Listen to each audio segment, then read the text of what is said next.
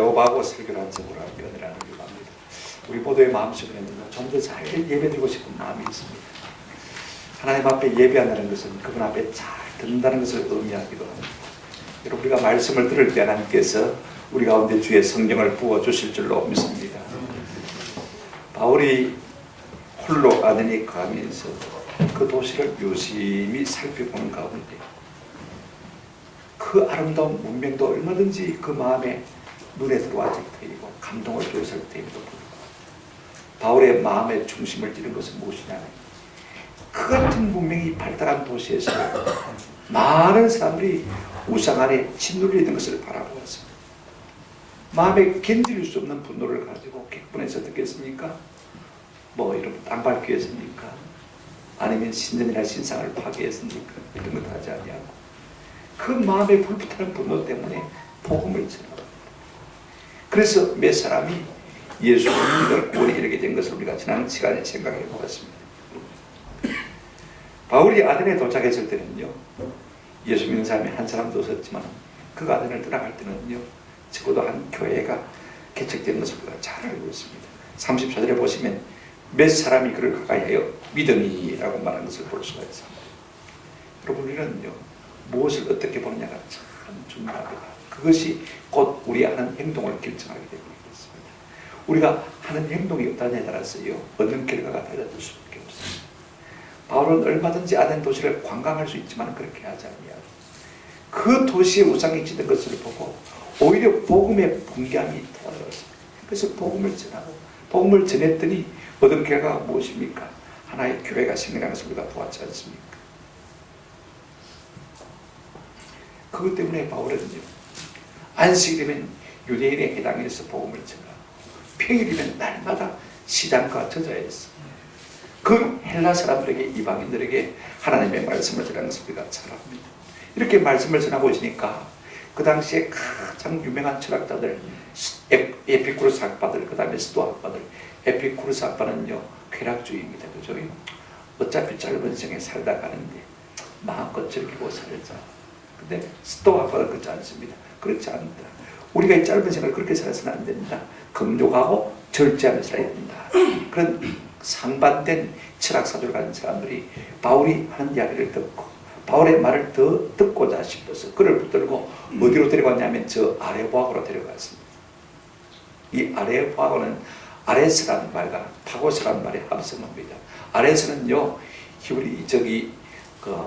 그리스 신화의 전쟁의 남신입니다. 로마 신화에는 마르스라고 되어 있죠. 마르스. 여러분 마르스를 들어보실 것이고, 그래서 영어 성경을 보면 마르스 힐이라, 마르스의 언덕이라 그렇게 번역한 것을 볼 수가 있습니다. 그러니까 전쟁의 남신의 언덕, 그리고 지금 바울을 데리고 왔습니다.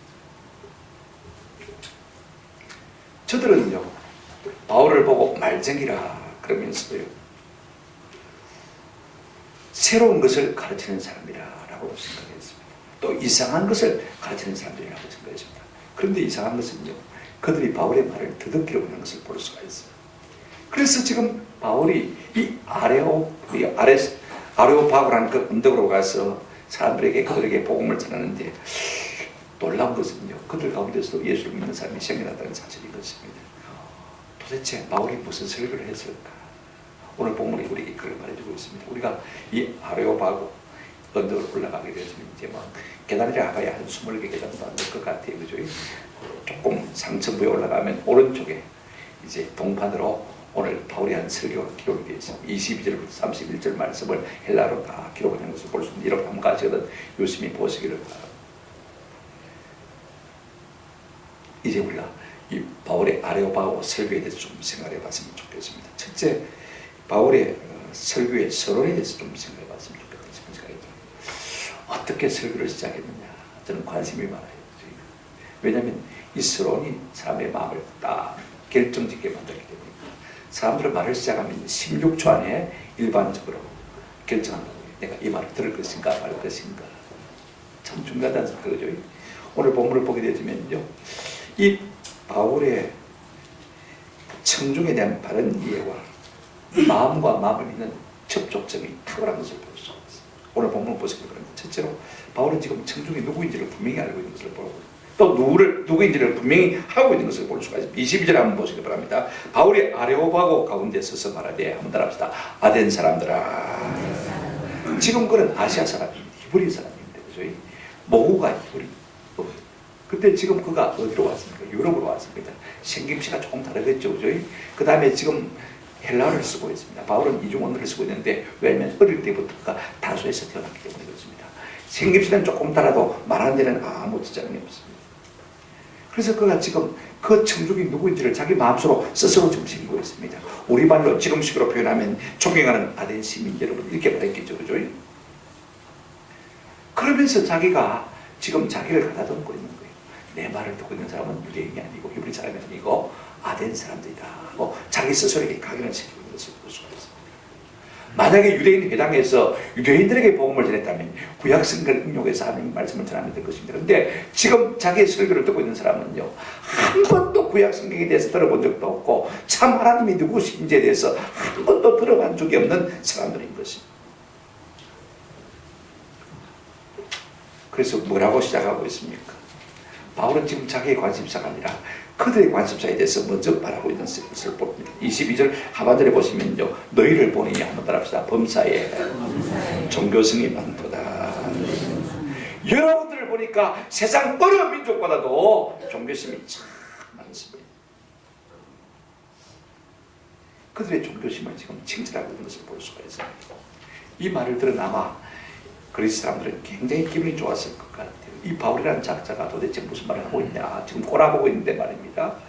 여러분들이 범사에 종교심이 참 많습니다. 그러니까 우리를 육체와 물질만 추구하는 짐승으로 보지 않고 과연 로고스와 이데아를 추구하는 종교적이고 철학적인 사람으로 우리를 인정해 주는구나 하고 아마 그들의 마음의 기분이 흐뭇했을 것 같아요.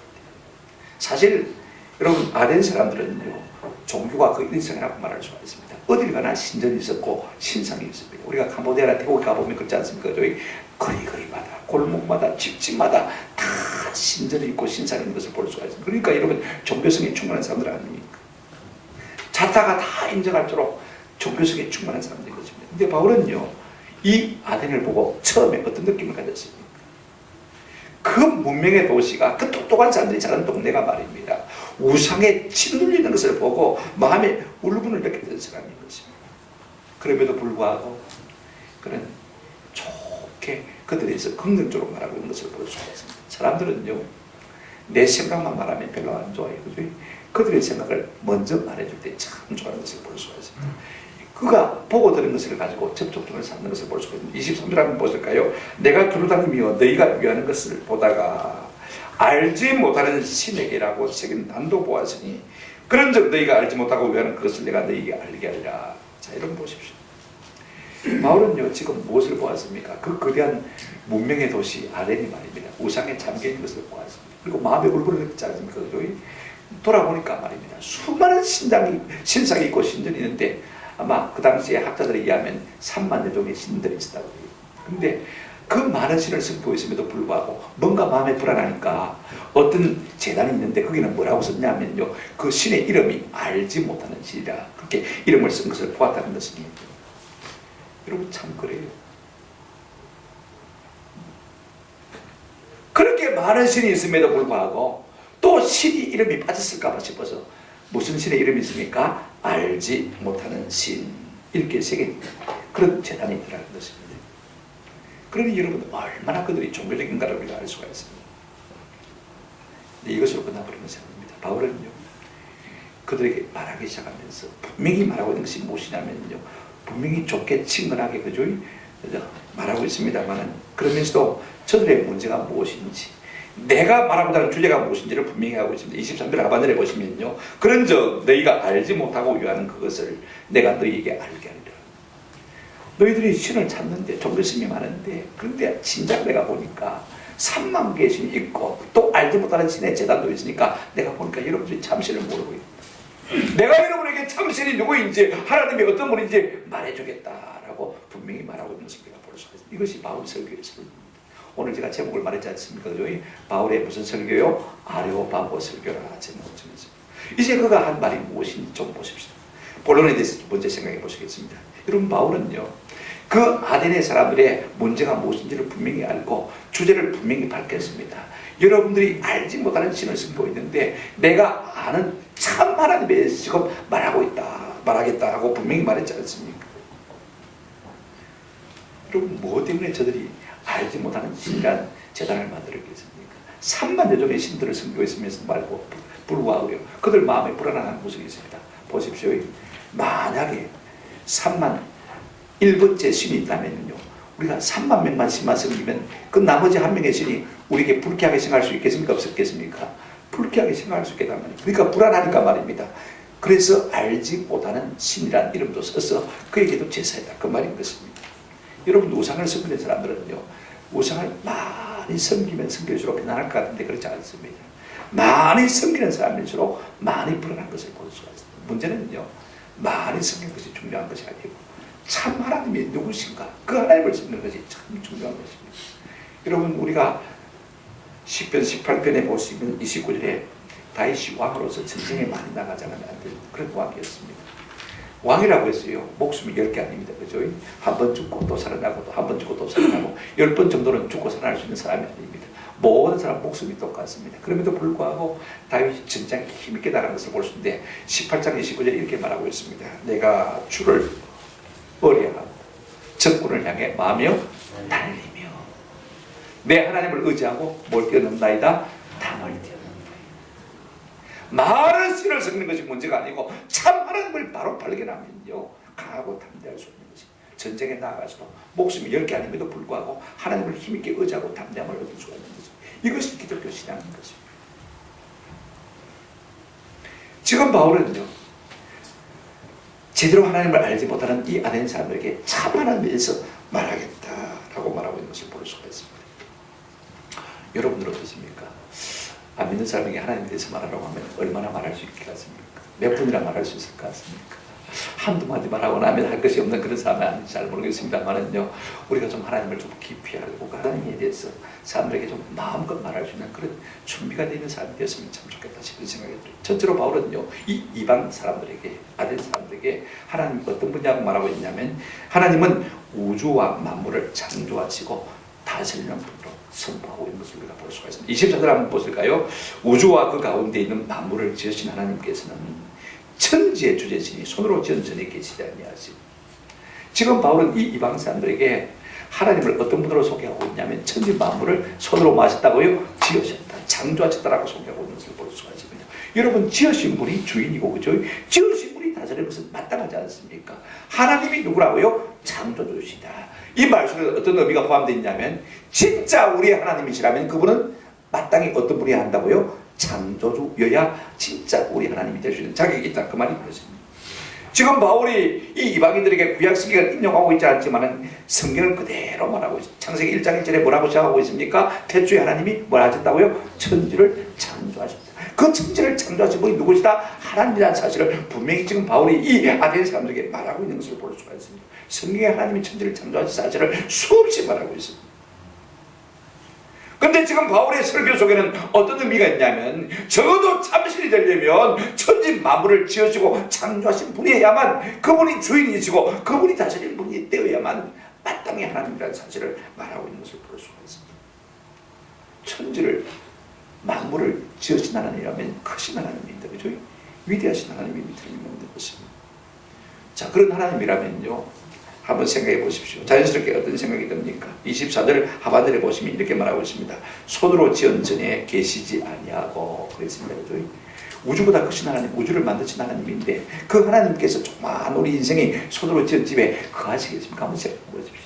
여러분, 솔로몬이요, 그 큰 성전을 짓고도 낙성식 할 때 뭐라고 기도했냐면 이렇게 기도하고 있는 것을 볼 수가 있습니다. 열왕기상 8장 27절에 아름다운 성전을 지어놓고 이렇게 고백하고 있습니다. 하나님이 참으로 땅에 거하시리까. 하늘의 하늘들의 하늘이라도 마지 못하겠거든 주를 용납하지 못하겠거든. 온 우주 속에 하나님을 담을 수가 없는데 그 크신 하나님을 내가 지은 손으로 지은 성전에 어떻게 담을 수 있겠냐, 그 말인 것입니다. 하물며 내가 건축한 이 천지를. 여러분, 하나님은요, 작은 하나님이 아니십니다.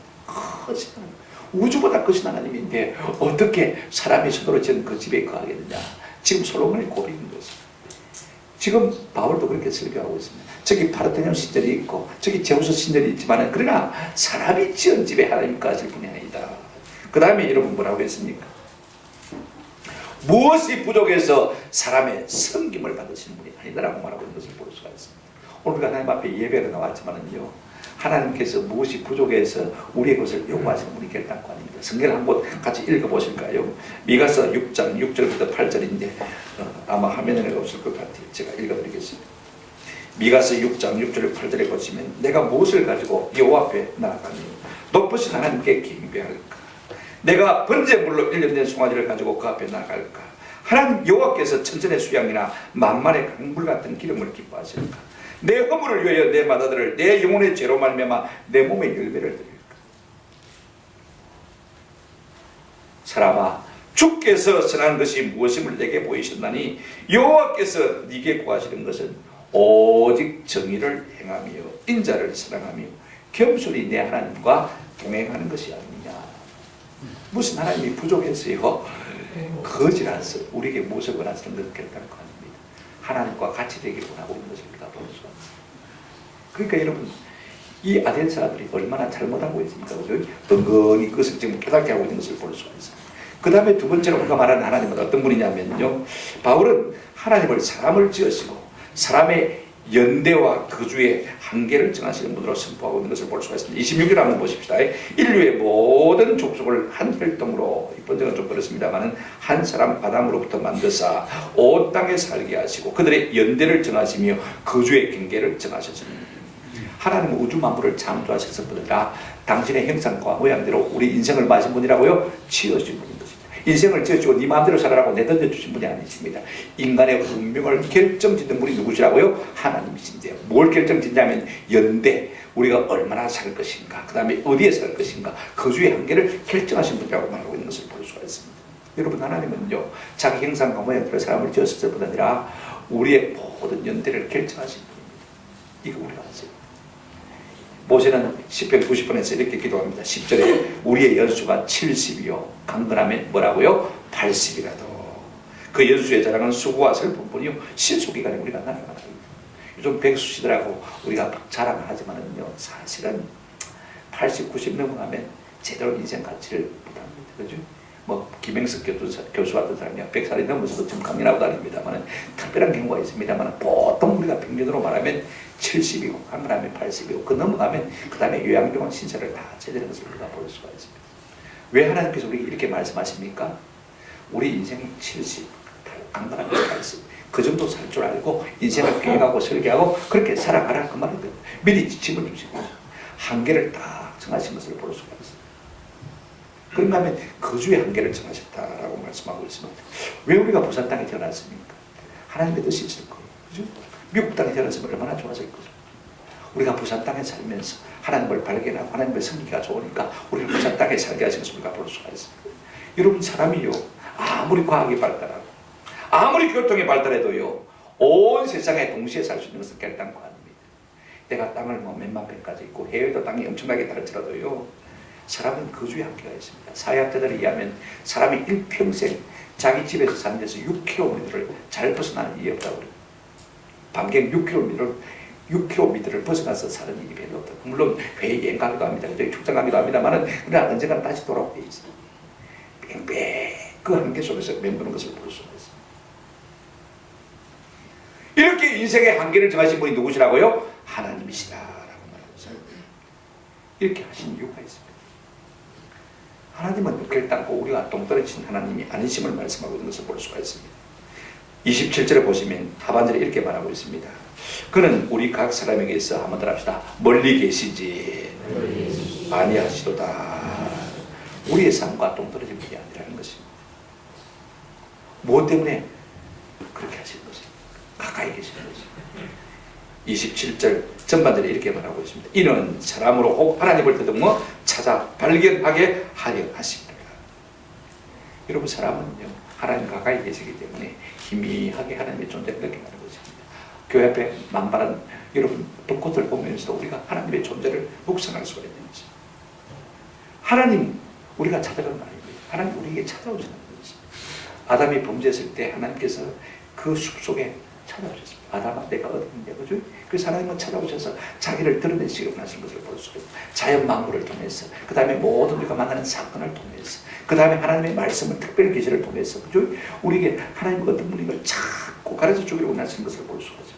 멀리 떨어져 계신 분이 아닙니다. 우리가 찾으려고 하면요, 발견하려고 하면 얼마든지 발견할 수 있는, 우리의 삶 속에서 얼마든지 느낄 수 있는 분이 하나님이시다 라고 말하고 있습니다. 세 번째 바울은 하나님이 어떤 분인지 이렇게 말하고 있습니다. 하나님은 사람이 살며 기도하며 존재케 하시는 분이다, 이렇게 말하고 있습니다. 본문을 보십시오. 28절 한번 보시기 바랍니다. 우리가 그를 힘입어 살며 기도하며 존재하느니라. 너희 신중 어떤 사람들의 말과 같이 우리가 다 그의 소생이라. 이 말은 쉽게 말하면 이런 말입니다. 한번 따라합시다. 하나님은 인생의 생사 화복 주장하시는 분. 그냥 내동댕이 지나가는 것, 우리의 살고 존재하는 것, 우리가 복을 받고 화를 받는 것, 모든 것을 주장하시는 분이 누구라고요? 하나님이시다.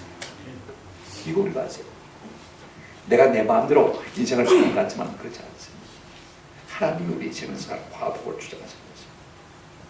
오늘 바울은요, 뭐라고 설교하고 있습니까? 하나님 어떤 분입니까? 우주 만물을 창조하시고 다스리시고 주인이시고, 그 다음에 사람을 지으시고 사람의 연대를 정하시고 거주의 한계를 정하신 분이 하나님이시다. 그런 다음에 인생의 모든 생사복을 맞이하는 분요, 주장하시는 분이 하나님이시다. 한마디로 말하면 로마서 11장 36절 말씀입니다. 이렇게 말하고 있습니다. 이는 만물이 주에게서 나오고 주로 말미암고 주에게로만 다 돌아간다는 것입니다. 모든 것이 하나님으로부터 왔고 하나님으로 말미암아 존재하고, 그 다음에 궁극적으로 마침내는 누구에게 돌아간다고요? 하나님께로 돌아간다. 그분이 바로 누구시라고요? 하나님이시다라고 말하고 있어서 볼 수가 있습니다. 이것으로 바울이 설교를 거친 것은 아닙니다. 바울의 세 번째로 우리가 생각할 것은 설교의 결론입니다. 이게 참 중요한 겁니다. 자, 바울은 하나님은 창조주 하나님이시고 인생을 지으시고 인생의 생사화복을 주장하시는 분이 하나님이시라고 먼저 결론을 지었습니다. 그죠? 그런 다음에 뭘 촉구하느냐면 결론에서 이렇게 말하고 있는 것을 볼 수 있습니다. 여태까지 우리가 하나님을 몰랐으면 몰랐거니와 이제는 하나님을 알았으니까 이제는 모든 우상을 다 버리고 회개하고 하나님께로 돌아와서 하나님만 섬기고 하나님만 바라고 기뻐해야 된다라고 말하고 있는 것을 볼 수가 있습니다. 첫 번째 우리가 보십시다. 첫째, 하나님, 바울은 어떻게 설교하고 있냐면 29절 한번 같이 읽어보시겠습니다. 같이 읽겠습니다. 시작. 이와 같이 하나님의 소생이 되었은즉 하나님을 금이나 은이나 돌에다 사람의 기술과 관으로 새긴 것들과 같이 여길 것이 아니니라. 여태까지는 하나님이 누군지를 몰랐으니까 말입니다.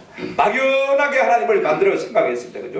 그리고 금이나 은이나 돌에다가 하나님이라고 새겨서 만들었습니다. 그리고 그것을 하나님처럼 섬겼습니다. 근데 이제는 너희가 하나님을 알았으니까 그렇게 할 것이 아니라 라고 말하고 있습니다.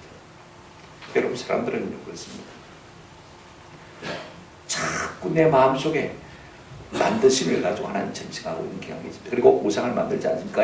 그리고 하나님을 섬기는 것을 볼 수가 있습니다. 이것은요, 이방인뿐 아닙니다. 하나님을 믿다고는 이스라엘 백성도 그렇게 했습니다. 우리가 호세아 8장 보시면, 13장 2절에 보시면 이렇게 말하고 있습니다. 이제도 그들은 또 범죄하여 그 은으로 자기를 위하여 우상을 부어 만들되 자기의 정교함을 따라 우상을 만들었으며 그것은 다 은장색이 만든 것이거늘 그들은 그것에 대하여 말하기를 제사를 드리는 자는 송아지의 입을 맞출 것이라 하도다.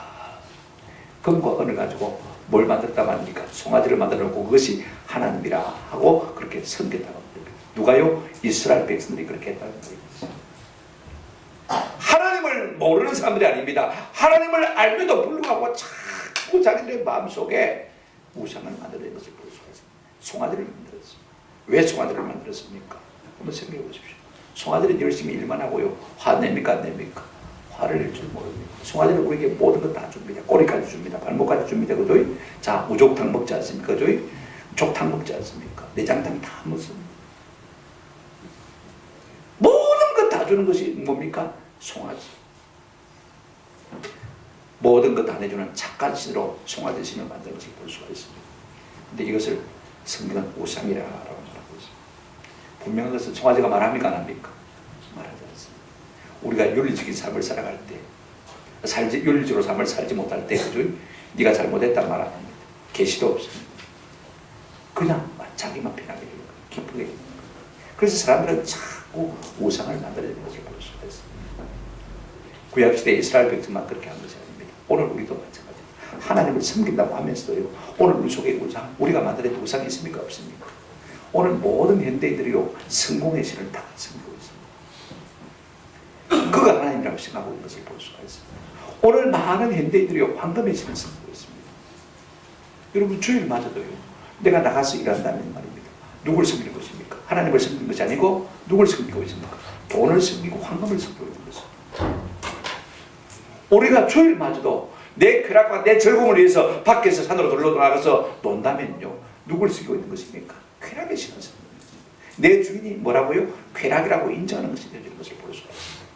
오늘 수많은 사람들이 자기가 만들어낸 신을 섬기고 있는 것이 사실입니다. 그래서 전쟁의 신, 성공의 신, 쾌락의 신, 농사의 신, 장사의 신, 이런 이름을 많이 만들어내지 않습니까? 여러분, 시대마다 편리하게 옷을 갈아입는 신이라면 참신이 될 수 있습니까? 하나님은 영원하신 하나님, 변함이 없으신 하나님. 그분이야말로 진짜 하나님이신 것입니다. 우리가 미풍양속이라고 제사를 지냅니다만은요, 미풍양속, 우상숭배. 우리가 주일 성수하지 않고 말입니다. 11조 내지 않고.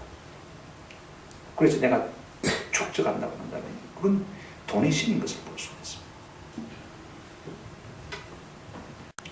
바울은요, 이제 우리가 하나님을 알면 모르면 모르겠거니와 안 이상은 그렇게 하지 말 것을 우리에게 촉구하고 있는 것을 볼 수가 있습니다.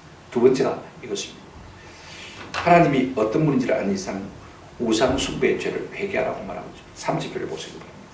알지 못하는 시대는 하나님이 뭐 하셨거니와 간과하셨거니와, 그냥 지나갔다는 것입니다. 그냥 넘어갔다는 것입니다. 보고도 그냥 모른 체하고 넘겨버린다는 것입니다. 그런데 중요한 것은 이제는 뭐라고 했습니까? 어디든지 사람에게 다 명하사 말하고 하셨습니까? 회개하라 하셨다.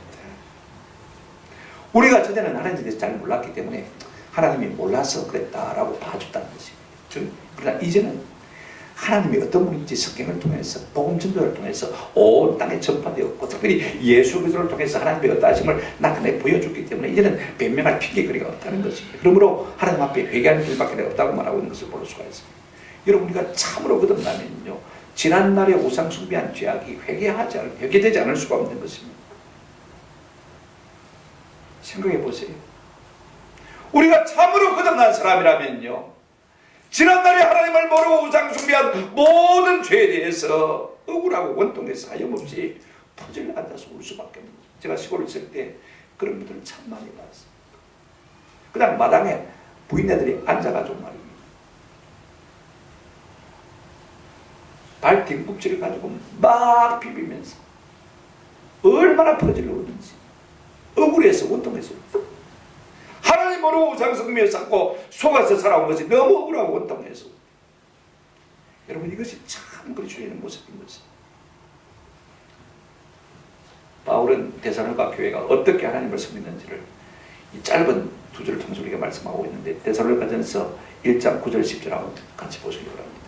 그들이 우리에 대하여 스스로 말하기를 우리가 어떻게 너희 가운데 들어갔는지와 너희가 어떻게 우상을 버리고 하나님께로 돌아와서 살아계시고 참되신 하나님을 섬기는지와 또 죽은 자들 가운데서 다시 살리신 그의 아들이 하늘로부터 강림하실 것을 너희가 어떻게 깨달았는지를 말하니 이는 장래 노하시면서 우리를 거두시는 예수시니라. 데살로니가 교회가요, 어떻게 하나님 앞에 돌아왔는지, 제가 김해 종합교 전도서를 쓸 때 이 두 절 말씀을 가지고 신화적 교재를 만들어서 사회적 얼마 전에 책 정리를 하다 보니까 그게 되더라고요. 1과 한번 따라 씁시다. 어떻게 우상을 버리고 우상을 버리셨나요? 그 1과 전. 진짜 우리가 하나님을 섬기고 살면 되려면 진짜 뭐 해야 됩니까? 우상을 버려야 돼요. 내가 만든 신을 버려야 되는 거죠. 그래야 우리가 참된 신을 섬겨주는 거예요. 2과 한번 따라합시다. 하나님께로 돌아오세요. 우상을 버리시면 누구에게로 돌아가야 됩니까? 진짜 하나님께로 가야 되는 것이죠. 그러니까 하나님이 어떤 분인지를 제가 설명해 드립니다. 그 다음에 하나님께로 돌아왔으면 어떻게 됩니까? 살아계시고 참되신 분이 하나님이라면 어떻게 되겠습니까? 그 다음 보실 보시면 참되신 하나님을 마는지와 섬기는지. 어떻게 하나님을 섬길까요? 하나님을 예배하는 법을 우리가 배워야 되는, 섬기는 법을 배워야 됩니다. 그 다음에 마지막으로 또 죽은 가운데서 다시 살리신 그의 아들이 하늘로부터 강림하실 것을 너희가 어떻게 기다리는지를 말하니 예수님의 재림을 기다리십시오. 사과라고 그렇게 핀티되어서 제가 보고 깜짝 놀랐어요. 진짜 예수 믿는 게 뭡니까? 아무나 우상을 버리고 하나님께로 돌아와 하나님을 섬기며 다시 오실 예수님을 기다리는 것입니다. 지금 바울은요 이걸 촉구하고 있는 거죠. 여태까지 너희가 하나님을 몰랐으면 모르겠거니와 이제는 우상을 섬기는 것을 회개하고 하나님께로 돌아와야 했다고 촉구하고 있는 것을 볼 수 있습니다. 저는 우리 모두가요 내가 만든 신을 버리고 참 하나님을 섬기는 은혜가 우리 가운데 임하기를 주의 이름으로 축원합니다. 세 번째로 이렇게 말하고 있습니다.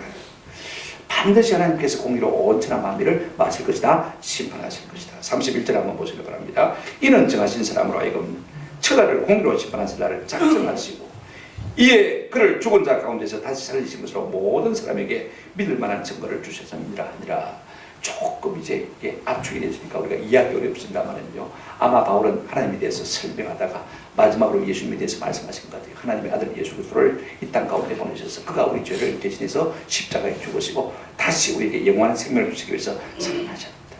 그분이 이제 앞으로 세상의 심판자가 될 것이다. 아마 그렇게 말했던 것 같아요. 간단하게 압축이 되어 있습니다만은요. 그죠? 바울은 두 가지를 말하는 것을 볼 수가 있습니다. 하나님은 예수 그리스도를 통해서 천한 만민을 마실 것이다. 심판하실 것이다. 이거 말하고 있습니다. 그가 어떤 분이냐? 하나님의 아들로 이 땅에 오신 예수 그리스도. 우리를 위해서 죽으심으로 우리의 모든 죄를 사하신 분이고 이제 우리에게 영원한 생명을 안겨주셔서 주시기 위해서 다시 사신 이제 다시 오실 분이 심판자이신데 그분이 하나님의 아들이시다. 이걸 지금 말해주신 것 같아요. 이것이 믿을 만한 증거라고 말하고 있는 것을 볼 수가 있습니다. 이제요 예수님에 대한 소문이 온 땅에 다 퍼졌습니다. 여러분들이 저도 열심히 나눠주잖아요. 그죠? 소책자 열심히 나눠주거든요. 지금은요 보십시오. 라디오에서 하나님에 대한 말씀이 빵빵 터지죠. TV에서 나오지 그죠? 24시간 나옵니다. 인터넷 방송 틀면요 복음 방송이 얼마나 많은지 몰라요. 유튜브를 통해서 여러분 설교 듣고 싶은 거 다 듣고 있지 않습니까? 군성으로 있던 이정훈 교수가요 CT에서 듣다가 CB에서 듣다가 거듭난 거죠. 아 내가 하나님 앞에 잘못했구나 깨달고 지금은요 사단의 괴계를 때려볼 수 있는데 제일 먼저 있는 것을 볼 수가 있습니다. 우리 예수님 이렇게 말씀하셨습니다. 요한복음 15장 22절 내가 와서 그들에게 말하지 아니하였더라면 죄가 없어서리니와 지금은 그 죄를 말 수 없느니라 핑계할 수 없다. 예수님께서 이미 오셔서 우리에게 하나님의 말씀을 분명히 전했고 하나님에 대해서 분명히 말씀했기 때문에 이제는 우리가 핑계할 수 있다 없다? 핑계할 수 없다는 것입니다. 이게 우리의 책임이라는 것입니다. 핑계할 수 없다. 그러므로 회개하고 하나님의 심판인 줄 알고 하나님께로 말아 돌아오라. 이것이 바울의 설교의 개념인 것을 볼 수가 있습니다. 말씀을 맺습니다. 이렇게 바울이 아레오파고에서 설교를 마치자마자요 전혀 하나님을 알지 못한 아덴 사람들이 반응을 보이기 시작했습니다. 세 종류의 반응을 보인 것을 볼 수 있습니다. 첫째가 뭐냐면 여러분 32절 보시기 바랍니다. 그들이 죽은 자의 부활을 듣고 어떤 사람은 뭐도 하고요 조롱도 하고 두 번째 반응이 어떤 사람 반응입니까? 또 어떤 사람들은 말하기를 이래 되어 네 말을 다시 듣겠다. 지금 현재 판단을 모르겠습니다. 그죠? 옳은 것도 그 다음에 틀린 것도 내가 잘 모르겠으니까 좀 더 들어보겠다가 두 번째 반응인 것을 볼 수가 있습니다. 세 번째 반응이 무엇입니까? 34절 보시기 바랍니다. 몇 사람이 그를 가까이 하여 뭐 했다고 했습니까? 믿었다. 자, 어떤 사람은 조롱했고 어떤 사람은 뭐 했고요? 긴가민가 했고 좀 더 앞으로 더 들어봐야 되겠다 했고 어떤 사람은 뭐 했습니까? 듣고 뭐 했습니까? 믿고 바울을 가까이 했다. 놀라운 것은요 바울의 아들인 첩발을 주셨을 때는 믿는 사람이 있었습니까? 없었습니까?